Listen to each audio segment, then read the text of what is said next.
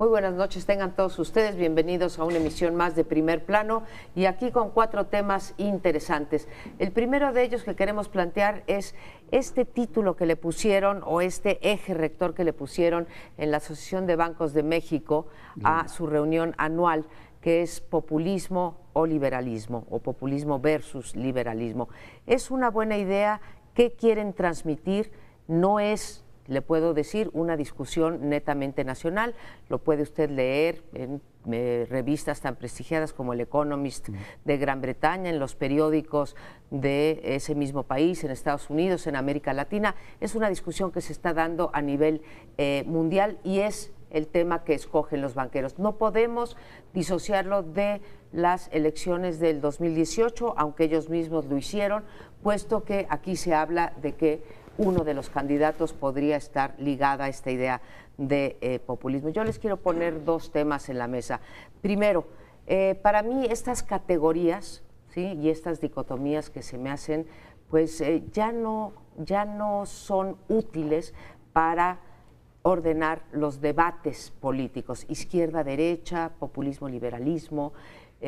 Ya no me alcanzan, ¿no? Ya hay populismos de derecha y hay populismos de izquierda. El populismo, hay que decirlo, no tiene ideología, diría yo. El liberalismo sí es un cuerpo ideológico, pero el populismo no lo es.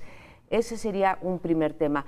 Y el segundo tema, que tiene más cariz político, es si es una buena idea tratar de derrotar aquí en México o en cualquier otro país a un populista, ¿sí?, a través de argumentos, debates políticos, etcétera. A mí me parece que el populismo, tanto en su versión económica, ¿sí?, que apela a cierta responsabilidad, disciplina financiera, etcétera, y del lado político, el populismo apuesta más por la persona y el liberalismo, en todo caso, apuesta más por las instituciones. Entonces, pues no te llega ese, o le llega al círculo rojo, pero tratar de atacar las posibilidades electorales de un populista, si lo queremos definir así, es una tarea que no tiene ninguna posibilidad de éxito. Serían los 2 temas. Yo coincido en ambos casos. Creo que el dilema no da efectivamente para ir muy lejos a nivel global, y así lo plantearon los banqueros. Sí es un dilema cuando tienes un Trump, tienes una señora May, tienes todo el debate que hay en Europa. Marine Le Pen acaba de decir, si soy electa presidenta de Francia, muere la Unión Europea. Esta idea de la integración comercial, económica, y en muchos sentidos esto que han llamado algunos el consenso de Washington, que no me deja de sorprender, no, sigue sorprendiendo, más que no me deja de sorprender que la izquierda siga diciendo es que el consenso de Washington, pues que se den cuenta que el consenso de Washington se lo está cepillando la derecha americana, que ya no quiere el libre comercio, o por lo menos tiene efectivamente muchas dudas sobre el mismo. Por tanto, yo creo que sí hay efectivamente una preocupación a nivel global, a nivel europeo más que en cualquier otro lado, y en el caso de los Estados Unidos por las razones que hemos comentado ya en varios programas. En México el debate no es tanto liberalismo, populismo. En todo caso hay que forzarlo mucho. Si el PRI se declara como un partido que cree en el liberalismo, pues yo estoy encantado de oír eso, ¿no? Y efectivamente liberalizarán buena parte de sus prácticas, las compras de votos, los regalos de televisiones, todas estas cosas que han hecho ellos, que se emparenta mucho más. Yo la primera vez que oí esto de regalar televisiones a un partido populista de la India, dedicaban a eso, el gobierno de México hizo eso. Por tanto, si van a abrazar el credo liberal, que tiene también que ver con el comportamiento del derecho de las mujeres a decidir, celebro que el PRI lo tome como una cuestión absolutamente prioritaria. Creo que en México el gran tema no es ese, pues el gran tema es si un individuo que tiene un credo personalista del poder, es decir, tiene su partido personal y es su proyecto personal el llegar a la presidencia, combinado con una nostalgia perfectamente documentada en todos sus textos y en todos sus discursos por el México que había antes de que hubiera reforma económica y, digamos, incipiente democracia. Pues él sigue suspirando por el México de hace 30 años y él dice que pues eso era lo que funcionaba.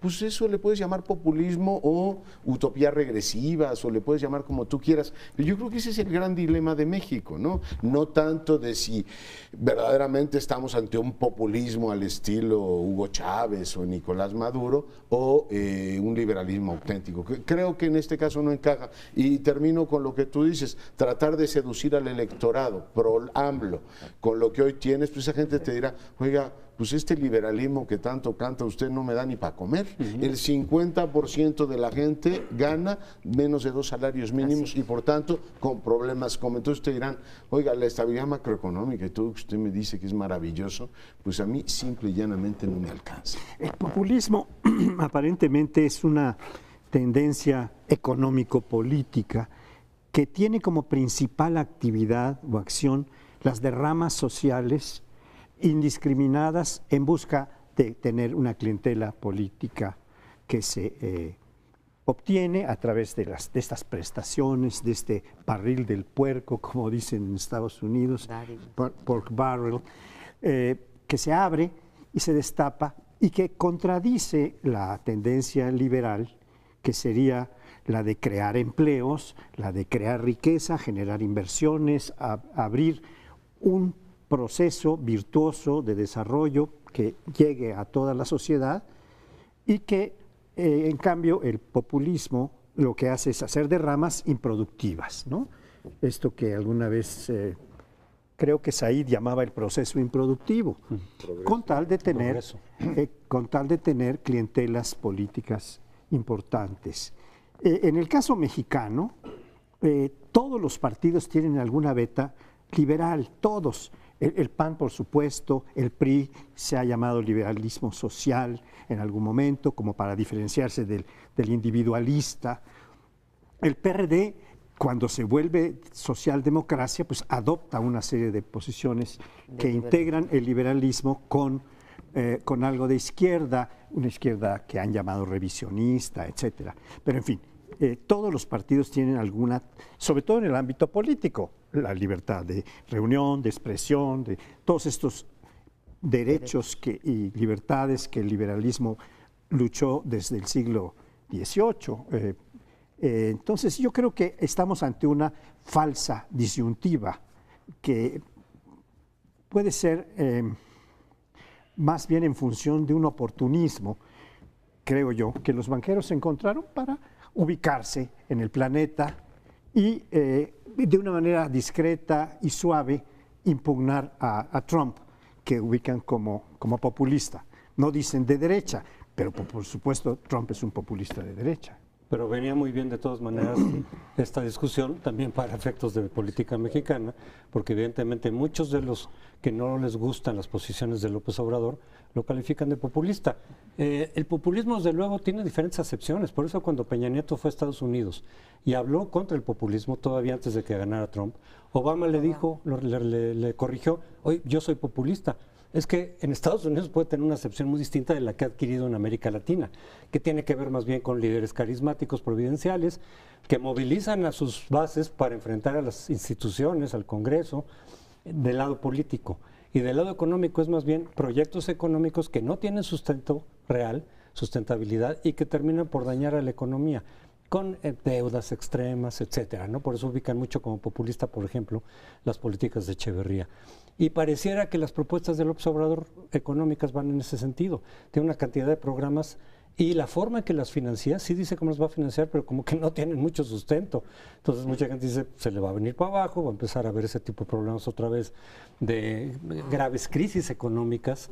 Ese es el temor. Y por eso yo sí creo que los banqueros tienen una intencionalidad política electoral para prevenir de nueva cuenta si es que eso fuera eficaz, que creo que no lo es. ¿Por qué? Porque el liberalismo tampoco es que sea lo bueno frente a lo malo. Es muy maniqueo como se planteó el discurso en estos días de Peña Nieto. Es decir, el neoliberalismo es que tiene también muchos problemas, como se ha aplicado en todo caso, sí genera mucha desigualdad, sí genera mucha concentración del ingreso, o así ha sido. Y precisamente por ello, entonces, las otras opciones empiezan a crecer, aunque las otras opciones puedan tener mucho de criticable, pero si crecen de pronto y si surgen esas opciones es porque el otro no ha funcionado muy bien. Entonces no puedes plantearlo en términos tan maniqueos como se está manejando en Acapulco. Estaría de acuerdo y diría una cosa, Francisco José, más que todos los partidos en México, me preocupa más que tengan una beta liberal, que todos tienen una beta corporativa. Eso creo que sí lo podemos afirmar con claridad, que sí, cuando llegan a ser gobierno si es que no la tuvieron desde antes, en cuanto llegan a ser gobierno, se vuelven, PAN, se mimetizan, ¿no?, con el PRI. El PAN, en el caso del gobierno federal y los que ha ocupado la silla presidencial 2 veces, y en el PRD también pues tenemos los casos de todos los gobiernos locales o las delegaciones que han tenido acá. Entonces, esa beta populista, clientelista, de patronazgo que tienen los partidos en México, me parece grave porque está muy asociado a la corrupción y en particular al tipo de corrupción que denominamos desvío de recursos públicos. Entonces, yo creo que en México sí hay una posibilidad real de caer en el populismo a través de el candidato que se le ha acusado de populista, que, bueno, no sé si acusar sería la palabra adecuada, se le ha tildado, señalado como populista. Y creo que sí vale la pena hacer la distinción entre querer atender las demandas populares y ser populista. Porque, vaya, creo que cualquier gobierno que llegue quisiera atender las demandas populares. El problema es, como decía José Antonio, es el cómo, ¿sí? Y en el caso del populismo yo creo que la apuesta es eso, a la voluntad. Si uno lee el libro de la salida de Andrés Manuel López Obrador, ¿qué es lo que encuentras? Yo creo que podemos estar de acuerdo con el diagnóstico, ¿no? Hay una gran desigualdad, hay una gran corrupción, pobreza, hay un gran cinismo, hay una gran pobreza en este país, las empresas pequeñas y medianas no tienen oportunidad de crecer, etcétera. Pero cuando él te dice que a partir de ahorrar ciertas cosas en el gobierno va a solucionar el problema, pues ya no es creíble, no tiene asidero. Yo no entiendo eso, María Amparo. O sea, para mí el decir que una cosa no es exacta no es que sea populista. O sea, si un señor dice que reduciendo efectivamente la corrupción vas a o ahorrando una cantidad de dinero, incluido vendiendo el avión del presidente o suprimiendo los ¿cómo se llama? Los salarios de los expresidentes, pues eso simple y llanamente no es exacto. O sea, eso es como si yo digo que vas a curar la malaria tomando agua pura. Pues va a decir, este señor no está diciendo algo exacto. Yo no veo por qué eso se emparenta automáticamente con el populismo. No veo tampoco cómo la mayor parte de los partidos se reconocen en el credo liberal y no lo son. O sea, tú no puedes ser, como en el caso del PRI, liberal y al mismo tiempo ser un partido corporativo y de masas. No puedes, como en el caso del PRD, ser un partido estatista y al mismo tiempo reconocerte en el liberalismo. No puedes, como en el caso de Morena, ser un partido abiertamente nacional revolucionario y decir yo me reconozco en el liberalismo. No, a ver, liberalismo significa libertades económicas, sí, en la vertiente neoliberal, pero significa también libertades individuales. Las mujeres tienen derecho a decidir, cada quien se casa con quien quiera y libertades políticas. Pero es el paquete completo, no es a mí solo me gusta esta parte del liberalismo.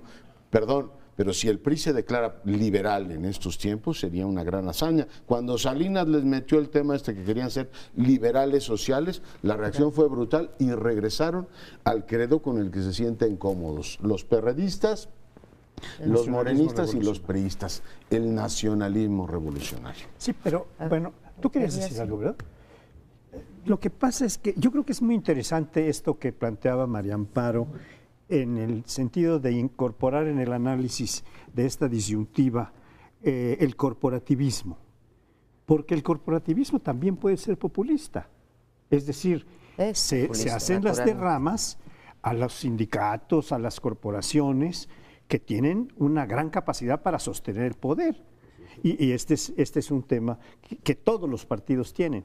Y también habría que hacer una distinción entre lo que es en la inmediatez de las necesidades urgentes que requiere derramas de salud, de vivienda, de alimentación fundamentalmente, de un populismo a largo plazo, en donde no se plantean soluciones para crear riqueza en serio y también a largo y mediano plazo. Entonces yo creo que perdón, no sé si... Solamente lo que decías de que un planteamiento erróneo no es populista automáticamente. Yo creo que el riesgo y el temor de muchos es que si no funciona precisamente ese planteamiento, se puede entonces recurrir ahora sí a medidas que conocemos como populismo para tratar de sacar adelante esos programas. Es decir, meter dinero bueno al malo, que eventualmente te lleve a una situación otra vez de quiebra económica. Bueno, pues tenga usted la seguridad que esto del populismo será uno de los ejes que definan las elecciones del 2018 y estaremos regresando a este tema. Por lo pronto vamos a un corte y volvemos en un minuto. Y en este segundo bloque les planteo que revisemos lo que está ocurriendo en Chihuahua. Hay tres, digamos, desde el punto de vista informativo, grandes asuntos. Vale la pena efectivamente revisar si tienen algún vínculo entre sí y hacia dónde se mueven. El primero es pues el asesinato de la corresponsal de La Jornada, Miroslava Breach, un asunto muy delicado porque finalmente hubo todo un operativo con un mensaje directo, si no estamos hablando de que alguien pasaba por ahí y la asesinó, no, claramente hay una operatividad y una, digamos, un autor intelectual que le da un tono bastante ominoso al asunto, no es una cosa casual. Esto está el tema de Miroslava, el segundo está el asunto de cómo han venido creciendo los homicidios en los últimos tiempos en la entidad y el gobernador Corral dice que pues literalmente la federación lo ha dejado, que no hay la atención, lo cual me parece muy delicado, no hay la atención, digamos, debida por parte de la federación, que está en este caso politizando un asunto tan delicado como la cifra de homicidios o el tema de seguridad. Esta mañana decía efectivamente Javier Corral que ve detrás de las declaraciones del fin de semana de Osorio Chong una motivación política que por supuesto nos lleva a una cuestión pues, muy delicada, ¿no? Un gobernador diciendo que la federación no la apoya en un tema de ese calado, por tanto, bueno, pues tenemos ciertamente ahí un segundo punto que vale la pena que revisemos. Y el tercero es menor, pero ha sido muy comentado por la personalidad de Corral, todo este viaje que hizo, reconocido por él, a Mazatlán, donde tiene un departamento, aprovechando el puente del 21 de marzo, que no era 21, pero en fin, el puente que conmemoramos efectivamente a Benito Juárez, voló en un avión privado y jugó golf, ¿no? Sí, para mucha gente el que una persona como Corral juegue golf ha suscitado todo tipo de comentarios, pero en fin, ciertamente aquí la discusión es si tiene nuevas, digamos, aficiones ahora como gobernador o cambió su estilo de vida, que sería, digamos, lo más llamativo en la medida en que estamos hablando de un personaje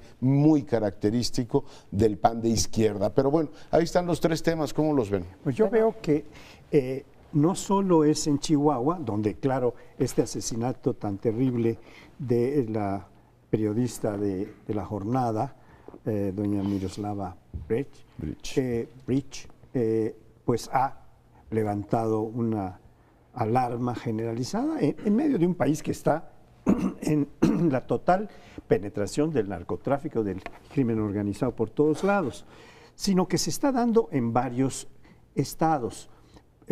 Otro muy pues atacado por el crimen organizado es Guerrero.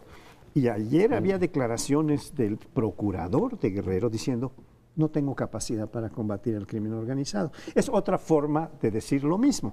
También Corral lo dijo, estoy solo, estamos solos, no nos dejan abandonados. El procurador de Chihuahua, de Guerrero, perdón, dice una cosa muy semejante y son dos estados en los que está. Está la otra situación de Tamaulipas, en la que, bueno, también hay dudas sobre si se continúa el convenio con el ejército, porque tiene un costo muy alto para el gobierno de Tamaulipas, 4,000 pesos por soldado al mes, pues es altísimo. Y el gobernador nuevo que llega del PAN dice, pues yo no puedo cargar con esto. Pero ya dijo que sí, Dijo que sí, pero que lo iban a reformar, porque fue tal la reacción en contra que tuvo de la ciudadanía tamaulipeca que se siente totalmente desprotegida sin el ejército, ¿no? Bien, pero estamos viviendo una crisis del Estado a nivel medio, a nivel de los estados con E minúscula, porque el Estado Nacional también está en una crisis distinta en la misma materia, porque bueno, estamos viendo lo de las leyes de seguridad interior, de lo que ya conversamos en otra ocasión, como una forma de darle el respaldo legal al ejército para que siga interviniendo y no deje solos a los gobernadores, etc. Es la misma problemática que se refleja de distinta manera, claro, en algunos estados donde no hay problema o tan severo. No tan severo como en el caso de estos Chihuahua. Que mencionamos. Yo retomo los tres temas en orden inverso a los que plantea, porque me parece que son los tres temas noticiosos que están revelando la realidad de Chihuahua en particular. Empiezo por el último, que no es menor. Yo no pondría el acento, Leonardo, en sus nuevas aficiones o sus nuevos gustos de jugar golf, pero sí en que un gobernador que hizo la campaña también en buena medida, como la está haciendo el PAN a nivel nacional, con la bandera anticorrupción, pues veas a un gobernante que se va en una avioneta privada a esta nueva afición, ¿no? que tiene o que aparentemente tiene Corral. El hecho de que él haya dicho que no fue invitado, sino que la pagó de su bolsillo 42,000 pesos por el viaje, pues no habla tampoco bien de una imagen de un gobernador austero, pero en fin, sería pasable si en efecto la pagó él, pero no ha exhibido tampoco ningún recibo en ese sentido. Entonces, ahí hay una primera cosa que luego nos lleva a los ciudadanos a decir, bueno, pues todos son iguales, ¿no? Cuando llegan al poder empiezan a aprovecharse. La segunda que me parece importantísimo, que es me dejan solo, yo puedo entender, ahora, no ofrece evidencia, él no ofrece evidencia de que la federación se haya retirado de Chihuahua con respecto a lo que ocurría con el anterior gobernador. Entonces, ¿en qué situación estamos ahí? Primero, los mensajes. Esta idea de que se sube la tasa de homicidios cada vez que cambia un gobernador parece volverse una regularidad. Ocurrió en Veracruz, por mencionar alguno, pero está ocurriendo en varios. Entonces, otra vez el mensaje, y sí subió la tasa de homicidios, pero no veo yo que se haya retirado la federación, y vuelve a prender los focos rojos sobre que los gobernadores, esto no es culpa de Corral desde luego, no han hecho su trabajo tampoco en términos de dedicar recursos a la policía, profesionalizarla, etcétera. Y finalmente, lo de Miroslava creo que lo tenemos que poner más allá del caso de Chihuahua, lo tenemos que poner en el contexto de que llevamos pues 30 asesinatos de periodistas, ¿sí? Y lo más espeluznante es que no se han aclarado. O sea, son periodistas, como tú bien lo dijiste. Aquí la señora Miroslava estaba investigando las tomas de aguas de una serie de ductos que había en el estado de Chihuahua, que afecta intereses pues muy poderosos y muy particulares, precisos, ¿no? Muy precisos, y entonces, bueno, se hace todavía más importante que esto se aclare. Entonces, son tres problemas que nos pones, Leonardo, de una gravedad estructural, ¿no? Yo creo que Javier Corral yo he visto varios análisis que ya dan por fracasado su gobierno. Acaba de empezar. Es cierto que tiene que hacer cosas, desde luego, ojalá que las pueda hacer, también en relación con lo que ofreció de rendición de cuentas del antiguo gobierno, del gobierno saliente. Bueno, a veces ellos tienen los elementos, no siempre. Ojalá que sí, que se pueda proceder a todo eso. Lo de la seguridad, bueno, ojalá que haga algo también que resulte eficaz. Pero sí debería él de cuidar un poco más su imagen, porque él tuvo una trayectoria bastante recta, creo yo, durante su diferente carrera política en el PAN. Se ha mantenido, digamos, una posición de consistencia. Yo recuerdo que fue el único, junto con otro senador panista, que durante el desafuero de López Obrador, el único panista que sacó un desplegado diciendo esto no es democrático. Había muchos panistas que lo pensaban, pero nadie lo decía. Entonces, claro, eso también generó ciertas confrontaciones con su dirigencia en distintos momentos, pero precisamente por ser congruente.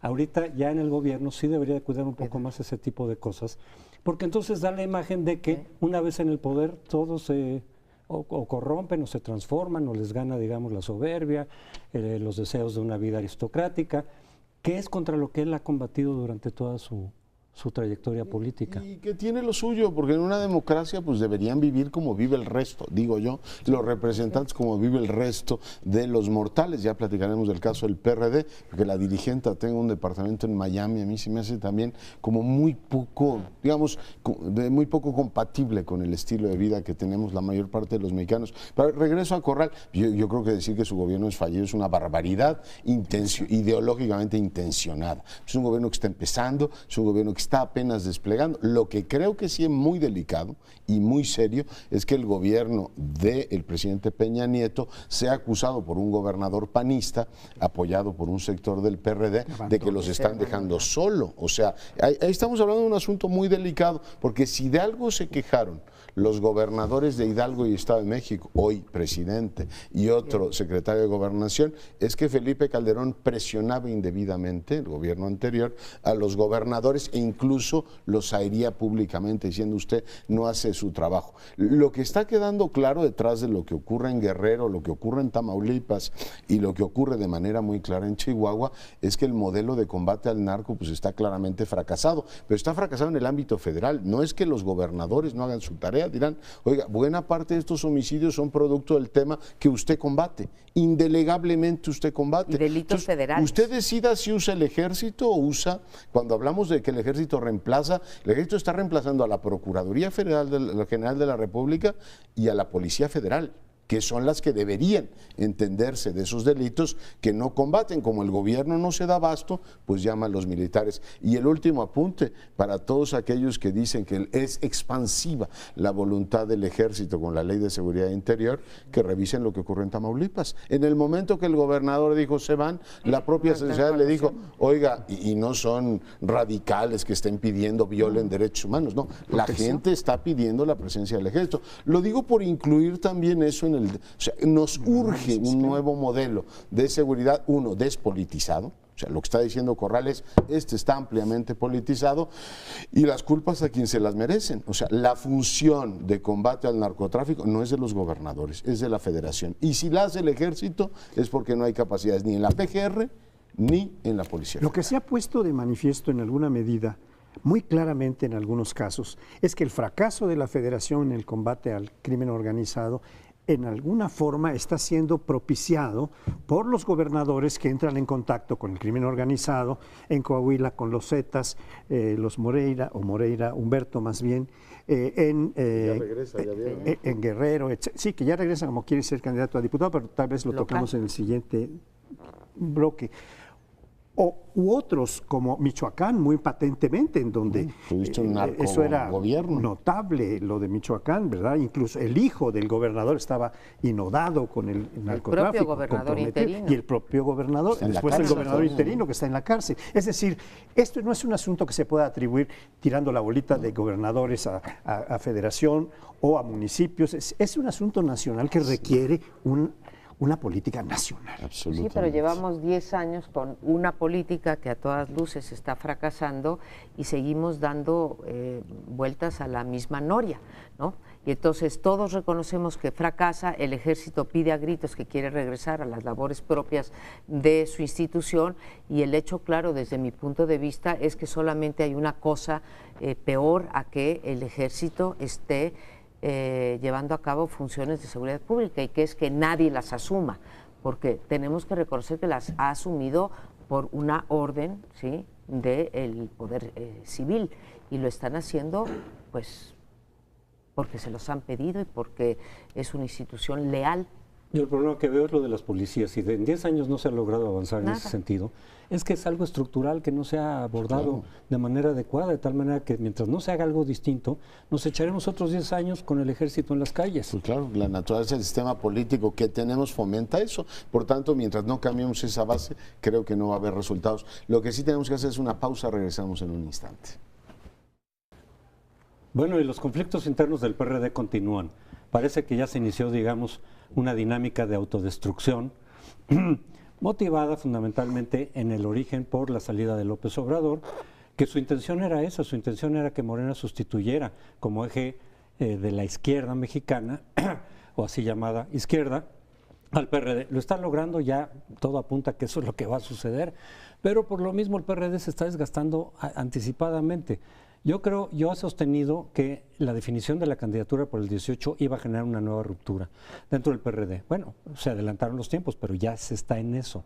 Y yo insisto también que el anuncio que hizo Barbosa, con todo lo criticable que pueda ser su oportunismo, su incongruencia, porque antes decía cosas diferentes, pero simplemente se adelantó a lo que estaba en la mesa de discusión, que era, en algún momento, un grupo importante de perristas iba a plantear la coalición con Morena, que no es ilegal. Es decir, que no está fuera, digamos, de lo que han hecho otros partidos y el propio PRD, por ejemplo, aliándose con el PAN en varias elecciones.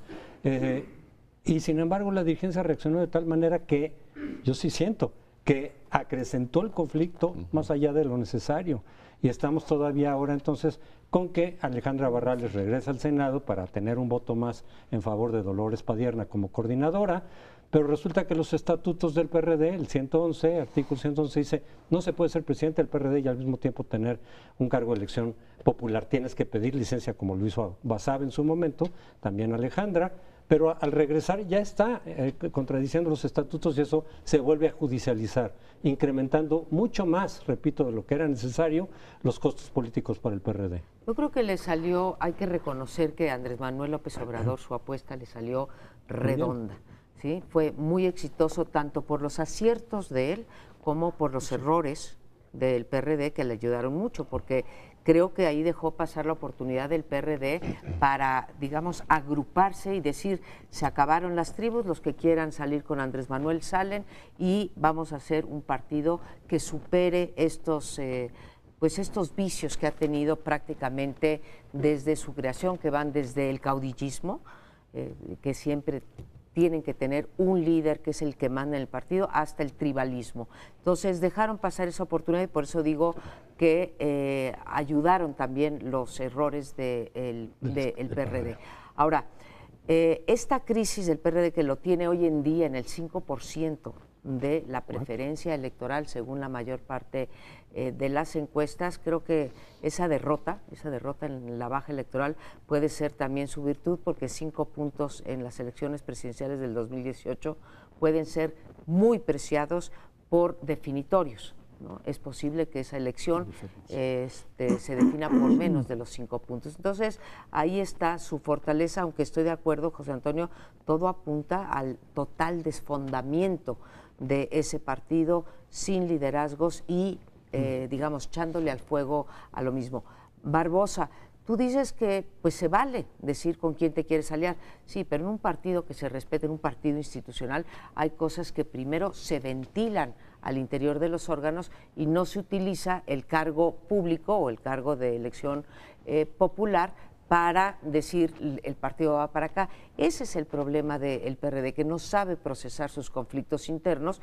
Por supuesto, que ellos decidan con quién van, si van con Morena o van con el PAN como lo han hecho tradicionalmente. Pues es un partido que está agónico, ¿no? Desde hace ya bastante tiempo, por tanto no tiene nada de nuevo decir desde que dejó de ser competitivo y su única competitividad era me alío con el PAN para ver si me da, digamos, cierto oxígeno en unas cuantas entidades donde gobierna, mantenía efectivamente su poder y solo ganaba ahí donde gobernaba, lo cual llevaba a una contradicción en términos de lo que decían.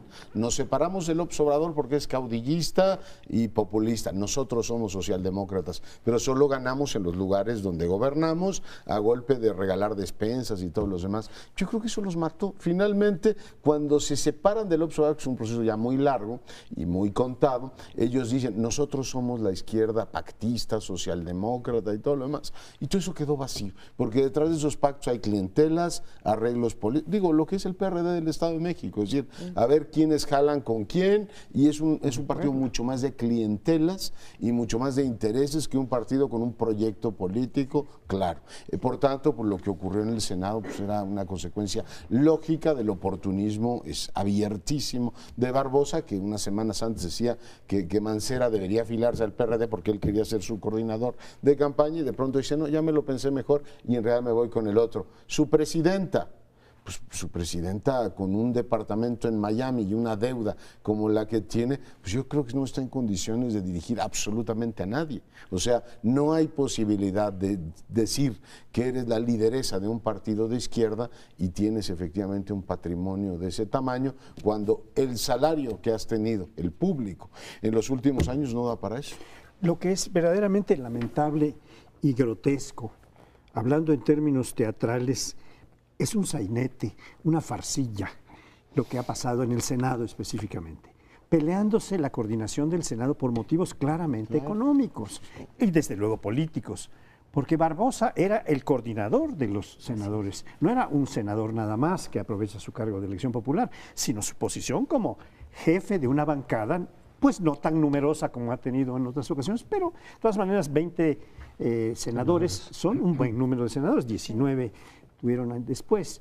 Y algunos incluso que se habían salido ya del PRD siguieron aprovechándose de las prestaciones que tenían como grupo parlamentario, como Ríos Peter, los que se salieron, ¿no?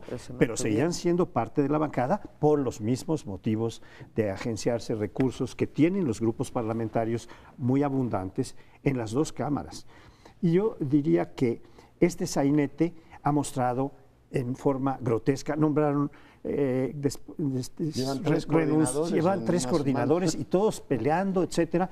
El comité ejecutivo nombra a uno, Barrales nombra a Dolores Padierna y le dicen, oye, pero el estatuto del PRD dice que los debemos elegir los senadores, no tú. Entonces, bueno, se vuelven a reunir, nombran a otro, declina Barbosa, nombran a otro, un tercero y luego finalmente vuelve a quedar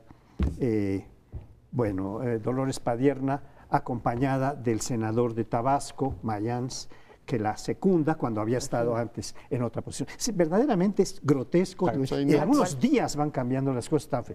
Y la otra, pues, es este departamento, que sí es escandaloso. Una lideresa de izquierda que ha sido líder de un pequeño sindicato en la capital, que ha sido asambleísta y ahora senadora, por un tiempo porque estuvo con licencia y sin... Pues secretaria también de Educación de la capital. Exacto, pero eso no da para comprar un departamento de $1 millón en Miami, ¿no? Esto ha dicho, si lo de Corral resulta escandaloso, lo de Barrales es triplemente escandaloso porque está en un partido de izquierda que oficialmente lo que busca es la igualdad. ¿Cuál igualdad con un departamento? Es que dice, lo hice como inversión. Sí, ojalá pudiéramos todos hacer una inversión de este tamaño en un país y en una ciudad como la de O como Miami. dicen sus críticos, lo hubiera comprado en Varadero, pues tendría más lógica, ¿no? Pero Miami. Precisamente por todo este relajo dentro del propio Senado, es que yo insisto, no es que estuviera bien lo que hizo Barbosa, desde luego Barbosa, como la gran mayoría de los políticos, con excepciones quizá, son muy congruentes en la búsqueda de su ascenso político. En eso son muy congruentes los políticos. Si ya no se puede en el PRD, me paso para el otro lado y luego para el otro, para otro partido, lo que haga falta. Me nombro independiente, me salgo como independiente, no importa. Congruencia ideológica de principios, eso sí no existe. Pero sí, una congruencia muy buena en el ascenso al poder, en la búsqueda del poder. Sabemos, o se ha dicho, ha trascendido que Barbosa pactó su gobernatura para Puebla dentro de 2 años, por Morena, que tiene ya más probabilidades de ganar que si va con el PRD. Y lo de Mayans, pues parece también que fue un acuerdo para ir... Para ser candidato a gobernador. Ahora, pero por el PRD, a cambio de ese voto claro, que resultó ser decisivo dentro del Senado. Entonces, pues están haciendo...